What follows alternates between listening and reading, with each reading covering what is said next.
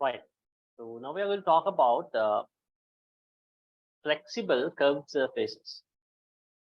So if you take a flexible surface, usually it should be a flat surface. So I'm going to draw a surface here. If you take a flexible surface, normally it should be a flat surface. The reason for this is that the pressure on one side of the surface is equal to the pressure from the other side of the surface. So when the two pressures are equal, the surface does not curve to any direction. So it will be a flat surface. So what if, now I'll mark these two pressures as P1 and P2. So in this scenario, P1 is equal to P2. So what if P2 is greater than P1? If P2 is greater than P1, the surface will be curved like this, because it always pushes towards the direction where the pressure is low. Right. So what you'll be getting is a curved surface. Curved surface එකක් හැදෙනවා pressure එක පැත්තක වැඩි. So here P1 is less and P2 is more. So what if it's the other way? So if P2 is less than P1, then it will be curved towards this direction. Right. So why the curved surfaces are made? Because there's a pressure difference, right? So if you take a solid surface, it's not the case, right? Solid surface එකක් ගත්තොත් ඒක curve වෙලා තියෙන එක නිසා නෙමෙයි. That's by nature it's curved, right? Solid surface එකක් දැන් කලයක් වගේ එකක් ගත්තොත් ළමයි ඒක curve වෙලා තියෙන pressure difference එකක් නිසා නෙමෙයි. But if you take something like a balloon, if you take a balloon, why is the balloon curved? That is because the pressure inside is greater than the pressure from outside. Right. Take a balloon, the pressure inside is greater than the pressure from outside, so it's curved. Like this, can explain it like this. So if you take a sail on a boat, you take a sail on a boat, why is the sail on a boat is curved? Boat එකක තියෙන sail එක curve වෙලා තියෙන්නේ ඇයි කියලා බැලුවොත්, the reason why is it curved because the wind from this side gives a higher pressure than the wind from this side. So here P1 is greater than P2, right? So always if you say take a curved meniscus or curved surface, if it's a flexible surface, the reason why is it curved is that because there's a pressure difference, right? So any curved surface, if you take a flexible surface, there is a pressure difference, right? So now we are going to find out a relationship of this curved surface or the pressure difference and its radius, right? So let's see, there is a what is the pressure difference inside a liquid bubble?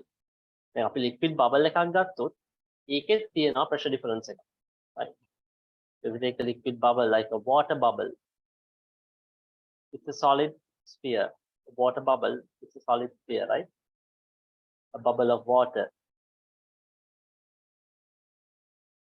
A bubble of water is a solid sphere. So what you have inside is water. So then why is it curved like this? Because the pressure inside is greater than pressure on the outside. So the reason here is surface tension, right? The reason for this to be curved like this is surface tension. So one reason you can say using the surface energy, right? So matter always needs to be in the state of lowest energy, which is the highest stable state. So from the previous equation you have learned W equals TA. to be in the lowest energy state, the area has to be the lowest. So the lowest area that any volume can get is in the spherical form, right? ඕනම object එකක් ඕනම matter එකක් ගත්තොත් එයා කැමති හැමතිස්සෙම energy අඩුම state එකේ. Energy අඩුම state එකේ. So when it comes to this equation that you have learned before, the surface energy equation, energy අඩුම වෙන්න නම් ඒ volume එකේ area එක අඩුම වෙන්න ඕනේ, right? So the surface or the shape that you can get to make the area lowest is the spherical shape, right? That is the spherical shape. So this spherical shape of a liquid bubble is because of that, right? Now we need to find out what is the pressure difference and how it relates to the radius and how it relates to the surface tension of the liquid, right? So here, when the bubble is like this, you can't see any of the surface tension forces now. You can't see any of the surface tension forces when the bubble is like this. But if you break the bubble in half, then you will be able to see the forces. So what I'm going to do is I'm going to break the bubble in half. So when I break the bubble in half, what I can see is something like this.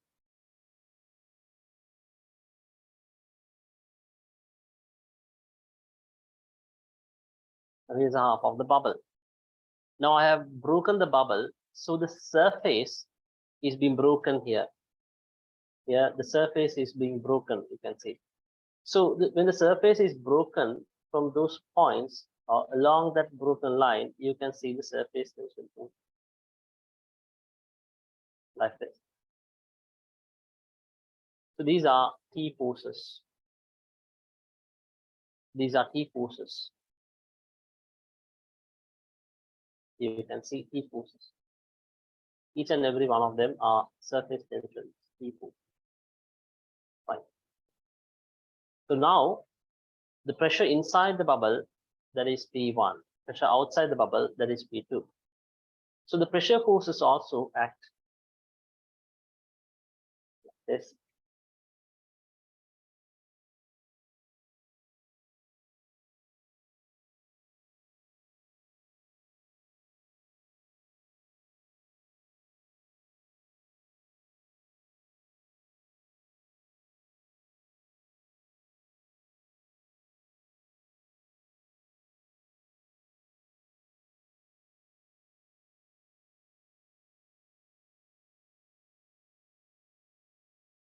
You can see the arrow towards outside is longer and arrow towards inside is shorter.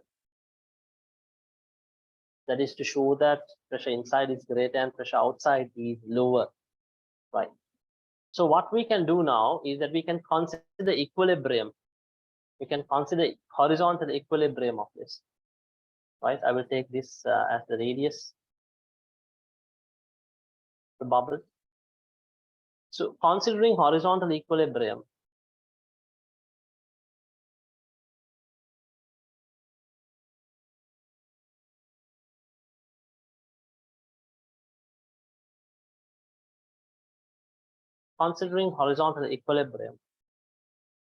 now we are going to apply equations, right? So towards right hand side, we have a force that is T into 2 pi r.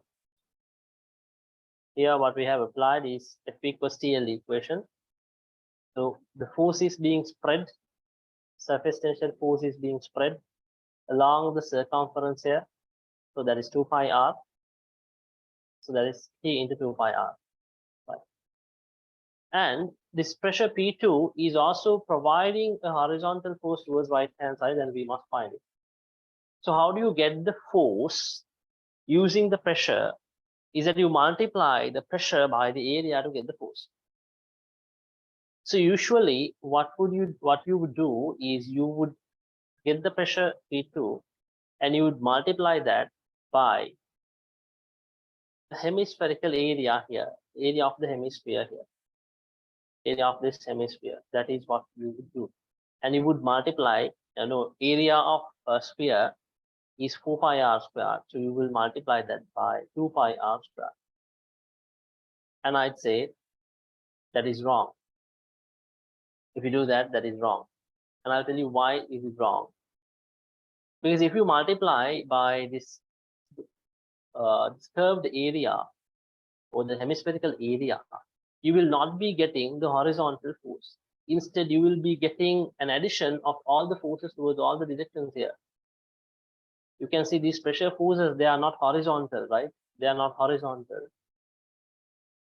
So there is only one force which can be horizontal, which is this. Horizontal. The others have only horizontal components. The others only have horizontal components. They're not horizontal. But we are supposed to find the horizontal force. So we can't multiply by the whole hemispherical area to get the horizontal force. So now we get the help of maths people. Now maths people have found it out that you have to multiply. If you want to get the force acting towards one direction, you have to multiply by the perpendicular area, which is this. Now this is the perpendicular area. So maths side so we don't have to prove it or anything. We just need to multiply that by the perpendicular area, right? So you multiply that by the perpendicular area, which is pi r squared. Now that gives the horizontal force due to P2 pressure, right? So this is equal to the P1, the force given by the P1 pressure, which is P1 into, again, if you want to find the horizontal force, you can't multiply by the hemispherical area. You will have to multiply by this area, which is the perpendicular area. So perpendicular area here is also pi r squared. Now we can see a pi gets cancelled and one r gets cancelled. So when you simplify this equation, what you get is that P1 minus P2 is equal to 2t over r. So we say the delta P, P1 minus P2 is the excess pressure or the pressure difference. So we can say it is equal to 2t over r, right? So the equation that we have proved from this is this. Excess pressure equation, delta P, is equal to 2t over r. Right. So the excess pressure of a liquid bubble can be proved like this, 2t over r, right? So this is the relevant note which you can write, right? So you can take a screenshot of this and you can write this note. Okay. So this is for a liquid bubble, which is a solid sphere, right? Solid sphere. But if you take something like a soap bubble, that would be a bit different. Why? A soap bubble is not a solid bubble. It's not a solid sphere. If you take a soap bubble, what you have inside the soap bubble is also gas. What you have outside the soap bubble is also gas. So in between you have a small soap layer. Soap bubble එකක් ගත්තොත් තමයි මේක වෙනස්. Soap bubble එකේ තියෙන්නේ පොඩි soap layer එකක්. And inside what you have is air, and outside is also what you have is air. So in the soap bubble case, it's a bit different. So I'll show you the difference. In the soap bubble, there are two surfaces. There are two surfaces. Because what you have inside is air. So there are two surfaces in the soap bubble, like this. So from the inside surface, also you'll be getting T forces. Meanwhile, from the outside surface, also you'll be getting T forces. So now we have two layers of T forces. T forces layers then they got here. Initially, you had only one T force layer, but right now we have two T force layers. So I'm going to change this a soup bubble.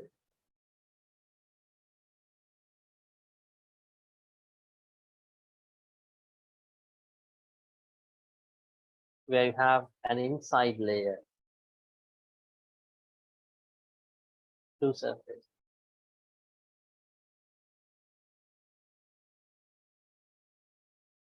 Right. So how the equation change now?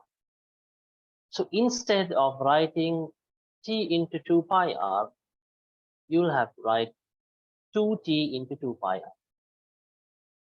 So how would it change? You multiply this again by 2 because we have 2 layers, right?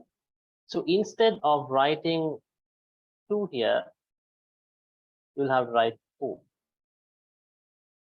So the Nib equation for a soap bubble is 40 over. 40 over. So the excess pressure equation for soap bubble is very similar to the excess pressure equation for a liquid bubble as well, but it is 40 over. Right? This 40 over. Right.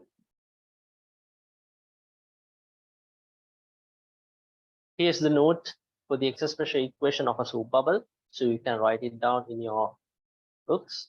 Right. So we have 2 layers. So the equation is 40 over R. So let's go to the tute and see what type of questions that we might get this and how to solve them. Right. So I'll show you a very famous equation, very famous question. Right. And I'll show you how to do it. This question is from 2002 paper. Right. So let's first read the question. 2 soap bubbles, coolies. Once they join together, the radii of the two bubbles become A and B. And here A is greater than B. The radius of curvature of the interface between the two bubbles would be, right? So here we have initially 2 soap bubbles with 2 radius A and B. The coolies, it's like merging together, right? Like merging together. So we have seen this. So when 2 soap bubbles usually merge together, usually they don't become one. Instead, they become like this. Rather being one soap bubble, they become like this. So the interface, there'll be an interface, right? There'll be an interface between the 2 soap bubbles. So the first question that I'm raising is, what would be the shape of this interface? Would it be like this, or like this, or like this? So there is a way to find it out, right? There's a way to find it out. So the pressure on the outside, we'll call it P naught. Pressure on the inside of this one, we'll call it P1. Pressure inside this one, we'll call it P2. Right. So our equation for the soap bubble is delta P is equal to 40 OR. So when the radius is smaller, the pressure difference is higher. Outside pressure is anyway P naught, so the pressure inside is higher in a small bubble. So when the bubble is small, the radius is higher. Sorry, when the bubble is small, the radius is lower, so the pressure is higher. So who has the higher pressure here? It's P2. Because P2 එක තමයි පොඩි එක. පොඩි නම් radius එක අඩුයි නම් we can see the pressure is high. So P2 is the one which has the higher pressure. And P1 is the one which has the lower pressure. Right? So we understood. We understood. So P1 is smaller, P2 is greater. So therefore, the curvature must be like this. the interface between the two will be another sphere. Just like this. I'm not drawing a sphere because it's not a continuous, it isn't continue, but it also has a certain radius. That particular radius, let's call it simple r. That radius of the interface in between, we'll call it simple r. Now we can write the equation. So first of all, I'd like to write the equation for this one. So P1 minus P naught is equal to 4T over A. And then I can write the equation for this one. That is P2 minus P naught is equal to 4T over B. Then what you can do is you can write the equation for this meniscus in the interface. That is P2 minus P1 equals to 4T over simple r. So now in order to make a P2 minus P1, I'd like to deduct equation 1 from equation 2. So when you deduct equation 1 from equation 2, you get P2 minus P1. And that is 4T times 1 over B minus 1 over A. 40 is common.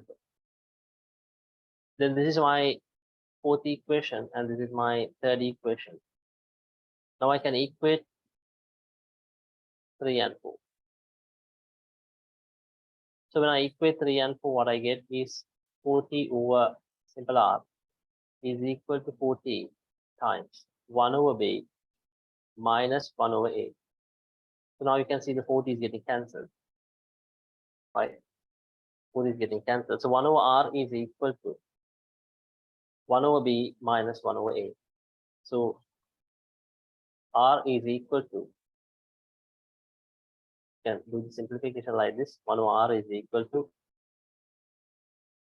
AB times A minus B on the top. So from this we can get that R is equal to AB over A minus B. AB over A minus B. Answer 2. So this is simply how you do this question. Now I take you to another question of the same theorem, right? So it says a beaker has a hole at the bottom of radius 2 millimeters. So on this beaker at the bottom you have a small hole of radius 2 millimeters. Find the maximum height to which a liquid of surface tension 0.1 newtons per meter can be filled for the same not to leak out of the beaker. Take the density of the liquid as 1000 kilogram per cubic meter. So that's water, right? Okay. So before going on to the question, I'd like to ask you a question. Think about it, right? This is physics, so think about it.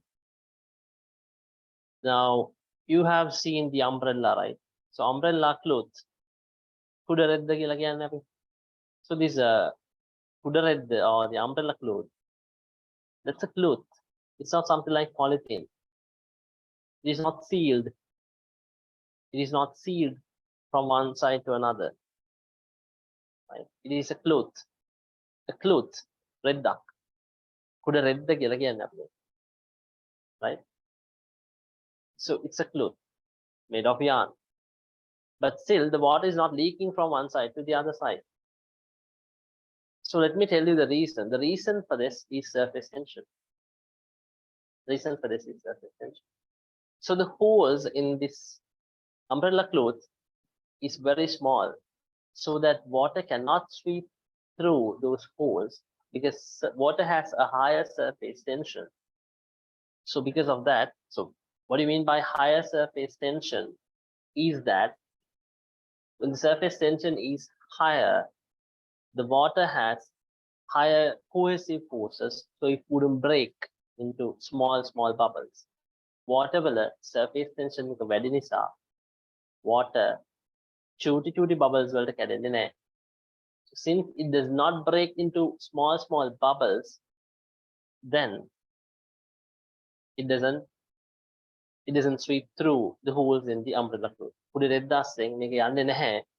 මොකද මේකේ තියෙන surface tension වැඩි නිසා, cohesiveness වැඩි නිසා චූටි bubbles වලට මේක කැඩෙන්නේ නැහැ. Right? So that is physics, guys. Right? Otherwise, the clothes won't do it, right? The clothes that we wear won't do this. So the reason why is that the clothes that we wear, they have holes which are bigger so that water can sweep through them, right? But not in this case. When it comes to the umbrella cloth, the holes are very small, so the water cannot sweep through, right?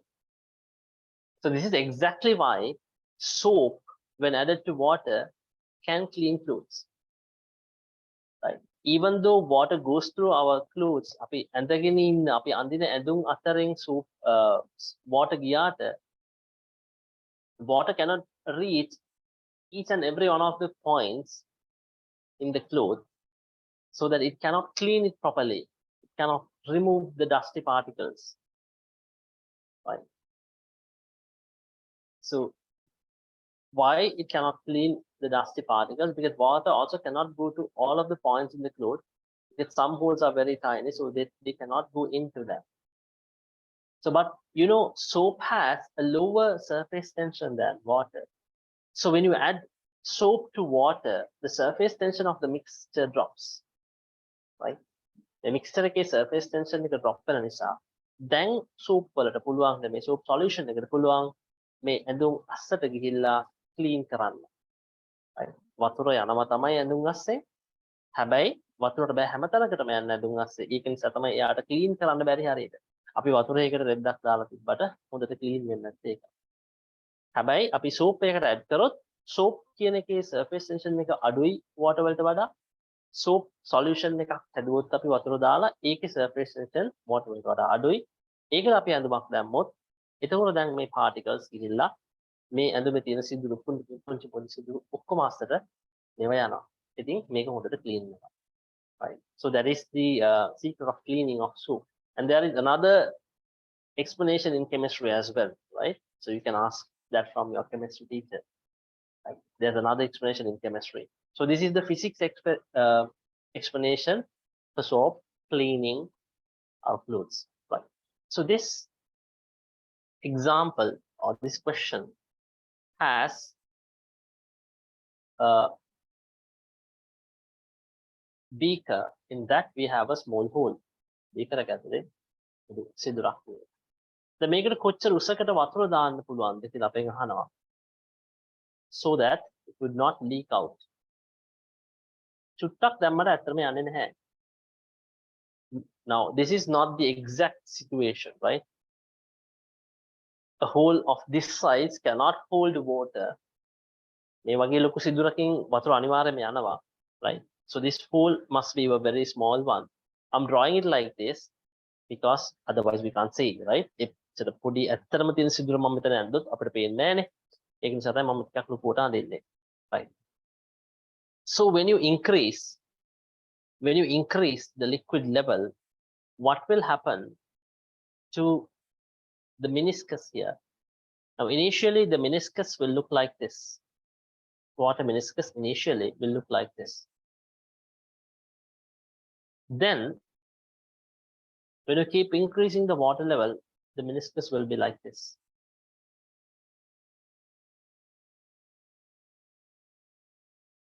Slowly the meniscus is getting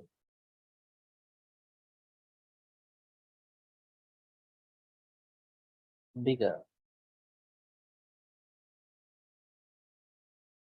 And there is one scenario in which that the meniscus will have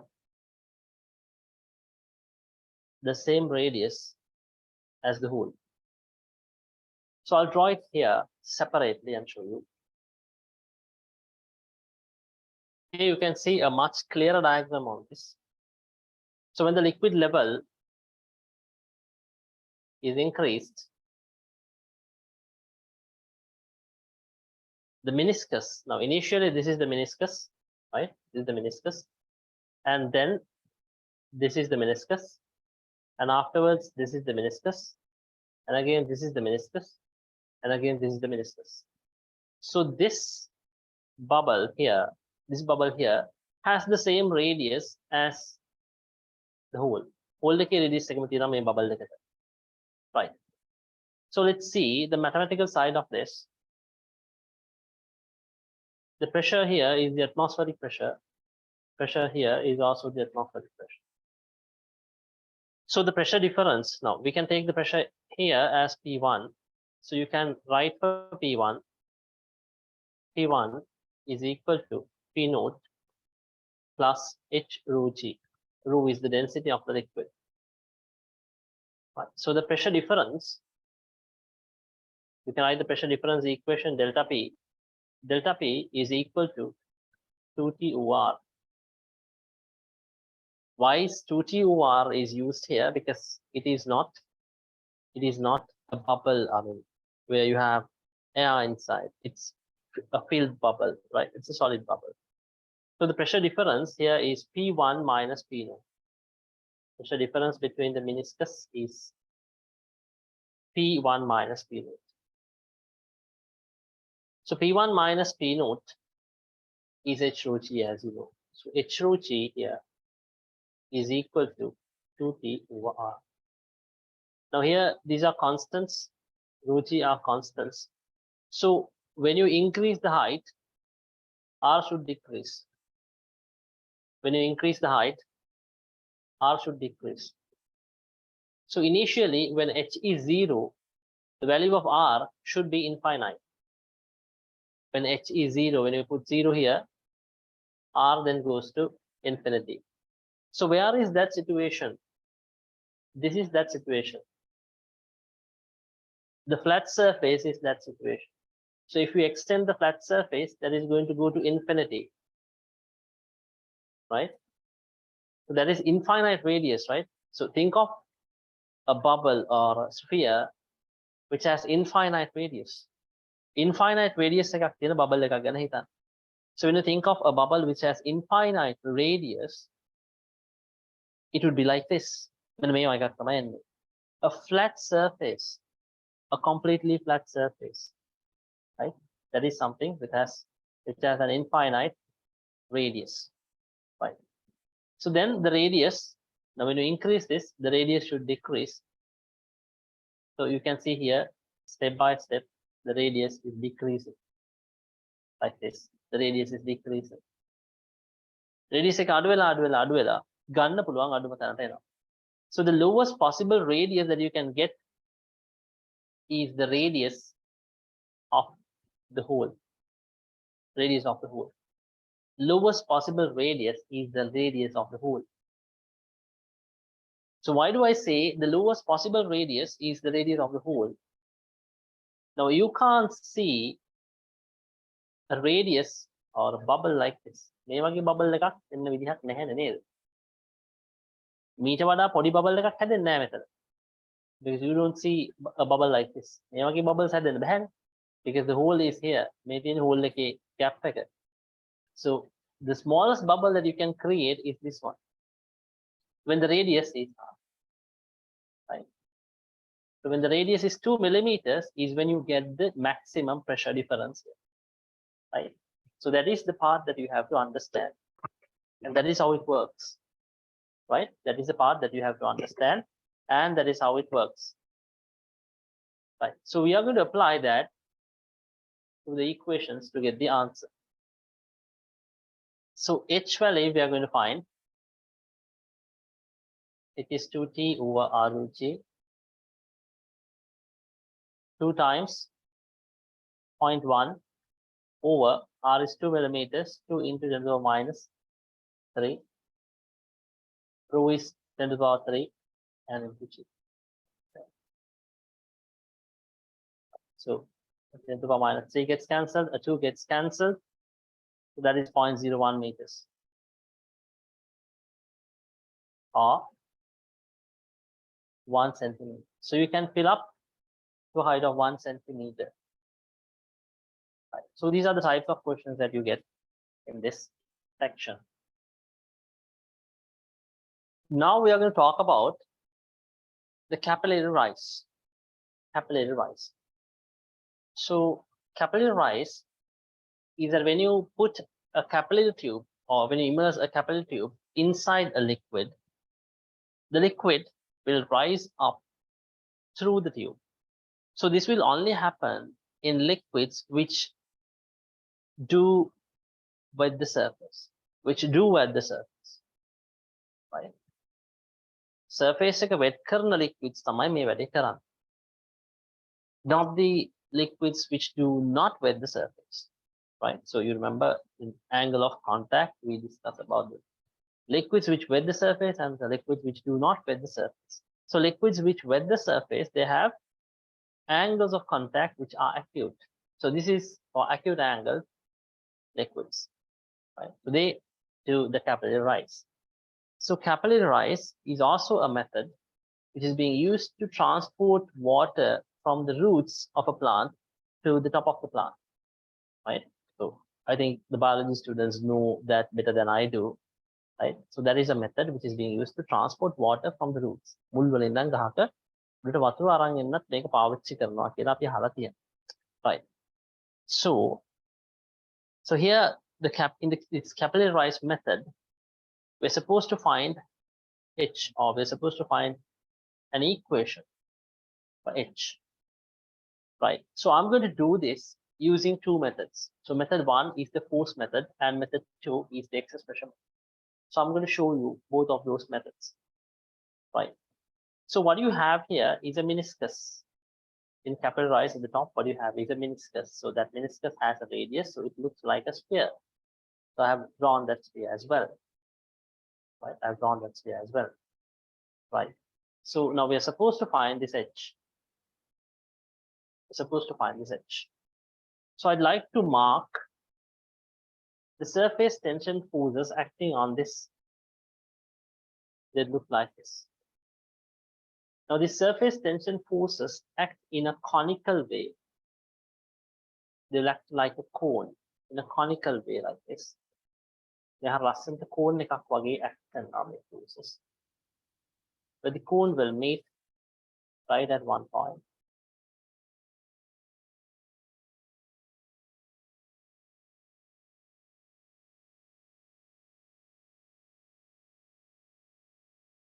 මේ cone එකේ තියෙන forces තමයි extend කරොත් මේගොල්ලෝ හම්බෙන එක තැනක මෙන්න මේ වගේ තැනක මේ forces ටික ඔක්කොම හම්බෙන්නේ. Something like this. So I will draw that separately. This is how you can draw those forces, right? They will be acting like cone එකක් වගේ තමයි මේ forces ටික තියෙන්නේ. So these forces are responsible for lifting. These forces are responsible for lifting this liquid column. මෙන්න මේ liquid column එක උඩට උස්සගෙන ඉන්න responsible may surface tension forces.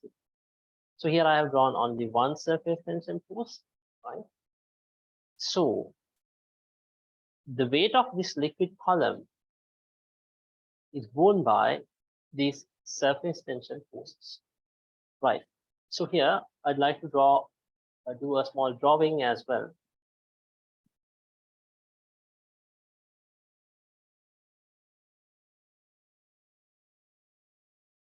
This drawing, if it's not clear, I'll draw it again.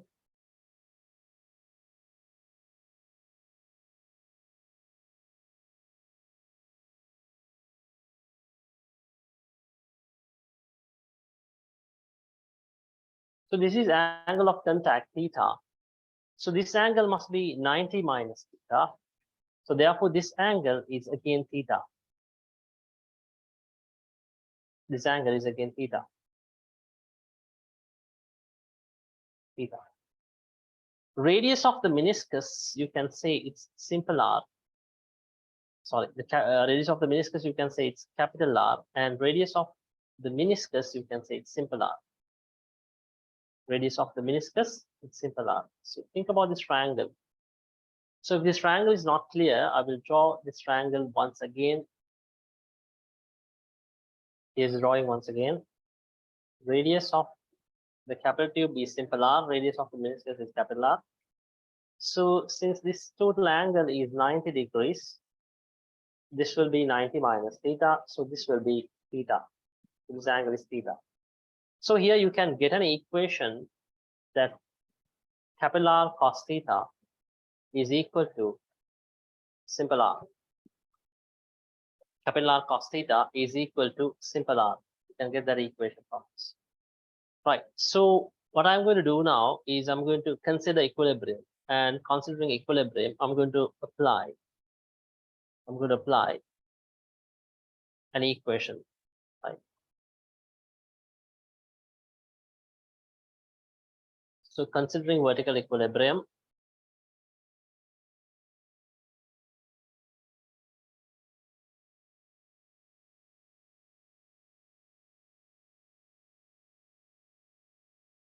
I can say the upward force. Now this force is T, and this T forces act on this circle. When my circle act karna T forces sticker. So you can write it as T cos theta. One vertical force is T cos theta, and that is going to act on this circular surface, that is 2 pi r. T cos theta into 2 pi r is equal to the weight of this liquid column. මෙන්න මේ liquid column එකේ weight එක equal. මොකද මේ liquid column එක උස්සගෙන ඉන්නේ ළමයි මෙන්න මේ කියන T forces set එක. So now let's find out the weight. The volume, you can say the area into the height. Area is pi r squared into h. That is the area, and h is the height. So pi r squared into h is the volume. You multiply by the density of the liquid.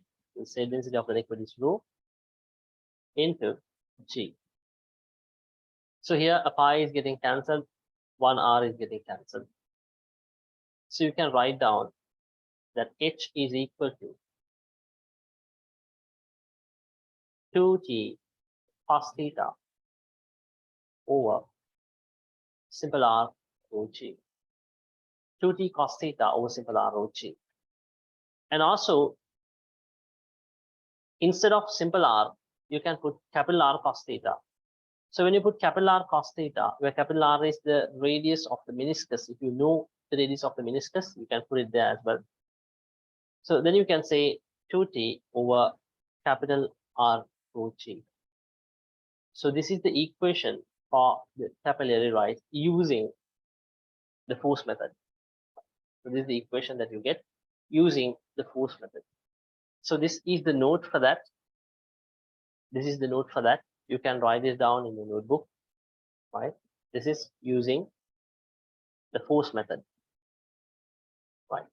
So the next method, I'm going to take you to the next method. I'm going to use this diagram itself. The next method is the excess pressure method. It's the excess pressure method. You know, the excess pressure equation is 2T over R rho G for this type of a meniscus, right? So the pressure outside the meniscus here, the pressure is pi. The atmospheric pressure is pi, right? Pressure on this side of the meniscus. Now I've taken 2 points above the meniscus and below the meniscus. Pressure above the meniscus is the atmospheric pressure pi. Pressure below the meniscus, I'm going to call it P, and it is not equal to pi because it's a curved surface. If it is a flat surface, it is going to be equal to pi, right? The මේ surface එක මෙතන flat වුණා නම් ළමයි එහෙමනම් මේ pressures දෙකම pi වෙන්න ඕනේ. හැබැයි දැන් එහෙම නෙමෙයි. ඇයි? මෙතන curved surface එකක් තියෙන්නේ. So P has to be less than pi. Pi කියන එක වැඩි වෙන්න ඕනේ P වලට වඩා. And the pressure here at this point is equal to the atmospheric pressure because it's the same liquid and same level. Right? So I'm going to write equations now.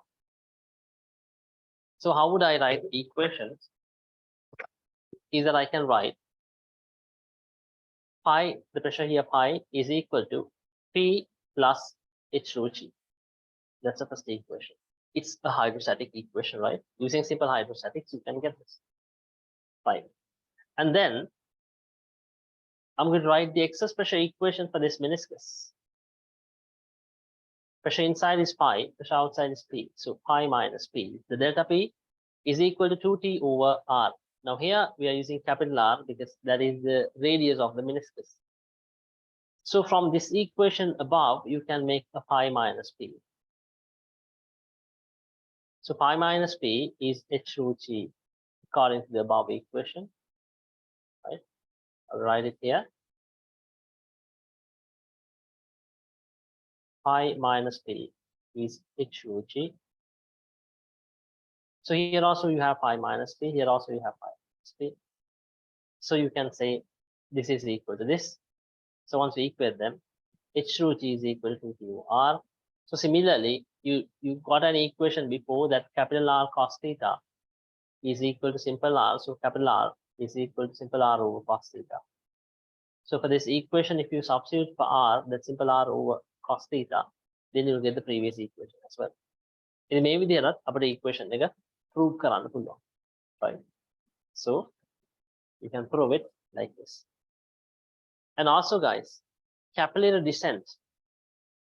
If you talk about capillary descent, it is the opposite of capillary rise. Capillary descent is the opposite of capillary rise. So what is capillary descent? So when you immerse a capillary tube inside a fluid, which is a fluid which does not wet the surface, then you will be able to see a capillary descent. Like this. So here, the capillary descent, that H, you also can find using both of the methods once again. So we can use either force method, ඕනේ නම් force method එක පාවිච්චි කරලා හොයන්න, or either you can use the pressure difference method, right? So how do you use force method to do this? I'll just explain. I'm not going to do it here, right? That is for you to do. දැන් ඔයගොල්ලෝ මේක ඉගෙන ගත්තා. දැන් ඔයගොල්ලන්ට මේක තනියම කරන්න පුළුවන්. So that is for you to do. So I'm not going to explain. So how would you do this using force method? Is that now here the liquid is missing. මෙන්න මෙතන තිබ්බ liquid එක දැන් නැහැ. Right? The liquid is supposed to be here, but the liquid is now not here. The liquid column is missing. That liquid column is being forced downwards by these surface tension forces. Now what is going to happen, or how would you write equations for this, is that you are going to say that T cos theta into 2 pi R is equal to the weight of the missing liquid. Metal liquid එක තිබුණා, දැන් ඒක නැහැ, so it's missing. So it is equal to the weight of the missing liquid. Why do I say that? There's a reason. Now you can call it a displaced liquid. So there should be an upthrust acting on this, on the displaced liquid, which is equal to the weight of the displaced liquid.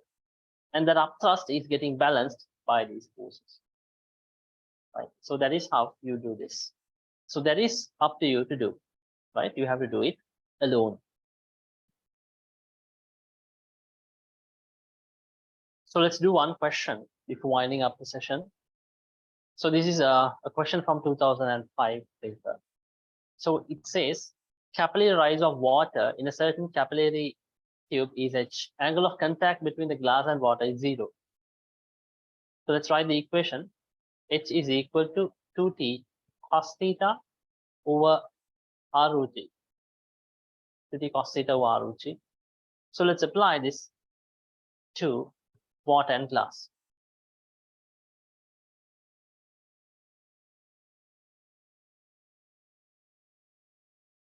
So for the water and glass scenario, you can apply it like this. So 2T cos 0. Cos 0 is 1. So we can say that is 2T over R root G. And they say in the other scenario, another capillary tube having the same dimensions as the glass tube is made with a material which for which the angle of contact with water is 90 degrees. So there's another scenario, water and the other material. So we say water and the X material. Water and the X material. So for that, they say the angle of contact is 90 degrees. So we write the equation now and say this is h dash 2t cos 90. And guys, you know cos 90 is 0. So here simply you get 0. So nothing to do actually. It is 0. The answer is 0, right? So as we have learned in this angle of contact, the cohesive and adhesive forces thing. So if a liquid surface is completely horizontal, or if a liquid surface is making an angle of contact of 90 degrees with a certain surface, that means that surface, that liquid has equal cohesive and adhesive forces. මේ cohesive and adhesive forces equal වුණාම තමයි 90 degree angle of contact එකක් හැදෙන්නේ. Otherwise, if the cohesive forces are stronger, there will be an obtuse angle. If the adhesive forces are stronger, that will be an acute angle. Right? Adhesive forces strong නම් අපි කියනවා acute angle of contact එකක් තියෙන්නේ. So those are the liquids which wet the surface. And the other way, if the cohesive forces are stronger than the adhesive forces, angle of contact is going to be an obtuse angle. So those are the liquids which do not wet the surface. So this is a scenario in which it's the same both sides. The magnitude of cohesive forces is also equal to the magnitude of adhesive forces here. So therefore, it is not going to get biased towards any direction. So it cannot produce any capillary rise or descent, right? So whenever the angle of contact is 90, guys, remember, there is no capillary rise, right? So it's a very simple question, right? So thank you for watching, right? I think you understood about this capillary rise and capillary descent, and also about the special equation.